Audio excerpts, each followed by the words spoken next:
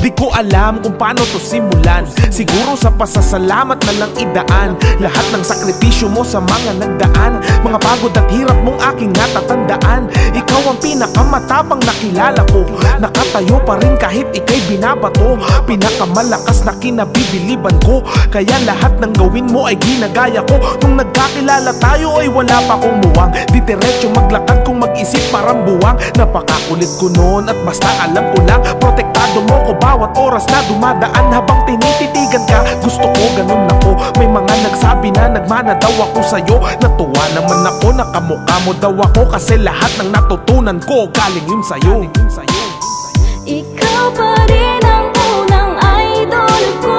Kahit na tumanda at lumipas man itong panahon, lagi kang nasa loob ng puso ko. Ngayon at mapakailanman, di ba't ikaw pa rin harap kang matapos at damdamin. Habang buhay kang nakatatak sa aking isip.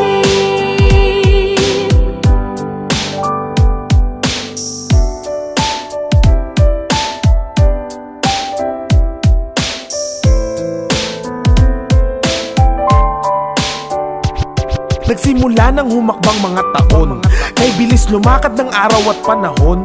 Mga alaala na tambak na sa kahon. Di na natin nagagawa mga bagay noon. Unti-unti nang nawala ang dati mong lakas. Balat mong kay ganda ngayon ay di na madulas. Katawan at kalusugan mo'y hindi na maasahan. Pudpud na ang kamay mo sa dami ng naranasan. Alam kong may mga bagay na di maiiwasan. At yun ang panahon na kami dito ay iwanan. At gusto kong malaman mo salamat sa lahat.